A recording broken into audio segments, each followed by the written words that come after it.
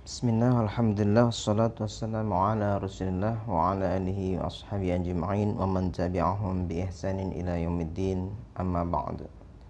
Baik, hari ini kita kembali akan melanjutkan pembacaan buku Fiqih Dakwah Bapak Dr. Muhammad Natsir sampai pada halaman 155, masih tentang persiapan seorang da'i. Di antaranya adalah membahas tentang perlunya persiapan mental, dan di antara persiapan mental yang harus dimiliki oleh seorang dai adalah bagaimana ia bisa terhindar dari sifat ananiyah, atau hatinya harus merdeka daripada sifat ananiyah, keakuan.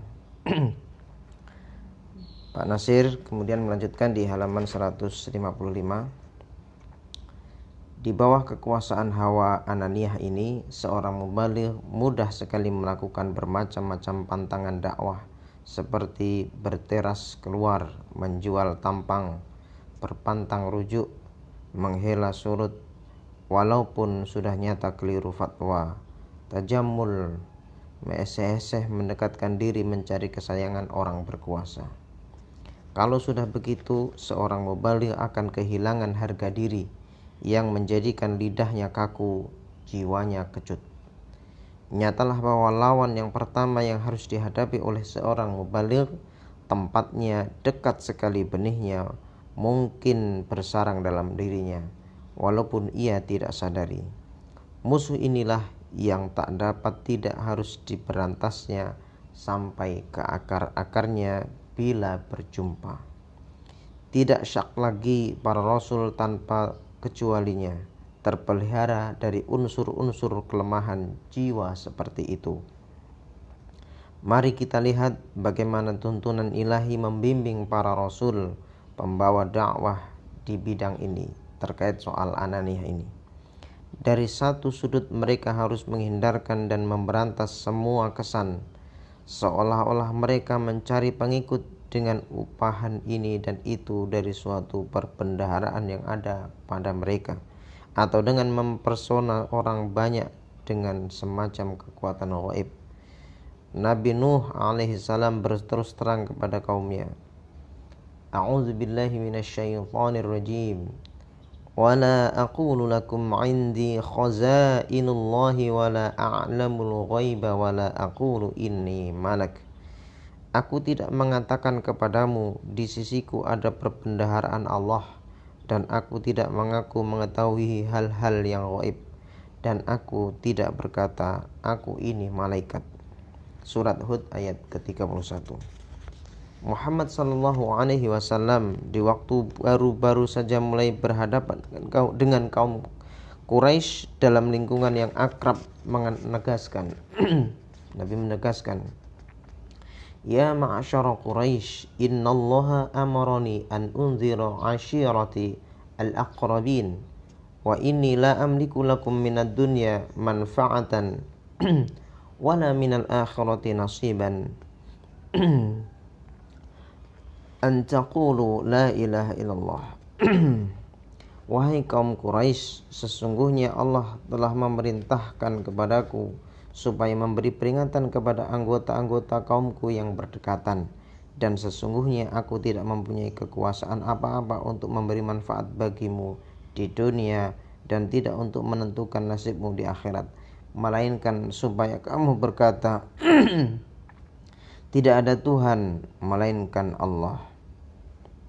Apabila orang menuruti panggilannya, maka itu adalah semata-mata karena menerima kebenarannya, bukan lantaran didorong oleh harapan akan memperoleh keuntungan ini dan itu daripadanya, atau lantaran terpesona oleh kegagahan dan kemegahan kedudukannya. Demikianlah pula kalau orang menuruti panggilannya, maka tidak ada hutang piutang budi antara yang memanggil dengan yang kena panggil. Di antara kedua itu tidak ada yang layak untuk bermegah diri atas hasil dari panggilan. Yang kena panggil tidak, yang memanggil pun tidak. Yang menanamkan iman ke dalam kalbu seseorang yang dipanggil hanya Allah subhanahu wa ta'ala dan tak ada lain daripadanya. Tugas Rasul hanyalah memanggil. Sekali lagi, ketika kita berdakwah kemudian ada orang yang mengikuti atau mendapatkan petunjuk atas dakwah kita, maka sesungguhnya itu bukan karena kita, tetapi semata-mata adalah karena kudrah dan iradah Allah Subhanahu wa taala. Maka di situ jangan pernah muncul yang namanya sifat ananiyah. Ini karena aku begini dan sebagainya. Itu yang diingatkan oleh Bapak Muhammad Nasir dalam tulisan ini. Beliau dalam tulisan ini kembali menegaskan satu ayat di dalam surat Al-Hujurat ayat 17. A'udzu billahi minasy syaithanir rajim. Yamunnuna 'alaika an aslamu qul la tamunnu 'alayya islamakum balillahu yamunnu 'alaikum an hadakum lil imani in kuntum shadiqin. Mereka menganggap telah memberi kepadamu dengan sebab mereka masuk Islam. Katakanlah, jangan kamu sebut-sebut keislaman kamu sebagai telah berbudi kepadaku. Bahkan Allah berhak menyebut-nyebut budinya atas kamu, yaitu menuntun kamu kepada beriman jika adalah kamu orang-orang yang benar. Surat Al-Hujurat ayat 17. Dari sudut lain ditegaskan bahwa Rasul dan pembawa dakwah pantang mencari keuntungan dengan dakwahnya dari orang-orang yang mereka panggil dengan risalah dakwah mereka. Qul la as'alukum 'alaihi ajra in huwa illa dzikra lil 'alamin. Katakanlah, aku tidak minta ganjaran daripadamu atas itu. Itu tidaklah lain melainkan peringatan untuk manusia semata-mata. Surat Al-An'am ayat 90. Qul ma as'alukum 'alaihi min ajrin illa man syaa'a ay yattakhidha ila rabbih sabila. Katakanlah, aku tidak meminta dari kamu suatu ganjaran apapun atas menyampaikan Quran itu, kecuali siapa yang mengambil jalan kepada Tuhannya. Surat Al-Furqan ayat 57.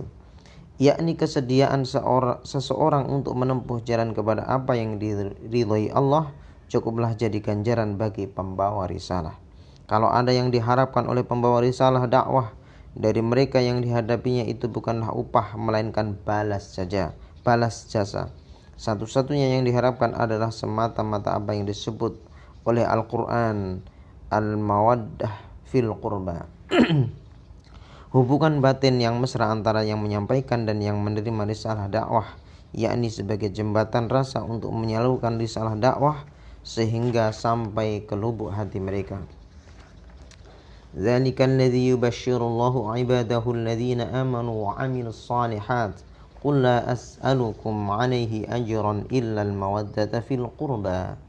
Yang demikian itu adalah kabar baik yang dengannya Allah menggembirakan hamba-hambanya yang beriman dan beramal saleh. Katakanlah, aku tidak meminta kepadamu ganjaran atas menyampaikannya, kecuali hubungan santun dan mahabbah yang akrab antara kamu dengan aku. Surat Asy-Syura ayat 23. Ada yang jembatan rasa yang demikian itu, andai kata itu hendak dinamakan prestasi balasan, maka gunanya adalah untuk risalah dan dakwah semata-mata, sedangkan manfaatnya kembali kepada umat yang membukakan pintu hatinya sendiri berupa iman dan petunjuk ilahi. Allah Subhanahu wa taala berfirman, Qul ma sa'altukum min ajrin fahuwa lakum in ajriya illa 'ala Allah wa huwa 'ala kulli syai'in syahid. Katakanlah, balasan apapun yang aku minta daripadamu itu adalah buat kamu. Adapun balasan bagiku tidak lain melainkan terserah kepada Allah, karena Dia menyaksikan tiap-tiap sesuatu. Surat Saba ayat 47. Demikianlah lanjutan dari pembahasan tentang agar setiap seorang dai menghindarkan diri dari yang namanya sifat ananiyah, sifat keakuan, bahwa ini adalah prestasiku dan sebagainya. Itu yang mesti terus berusaha dihindarkan dari setiap jiwa-jiwa seorang dai. Insyaallah kita akan lanjutkan kembali besok pada halaman 159. Barakallahu fikum. Assalamualaikum warahmatullahi wabarakatuh.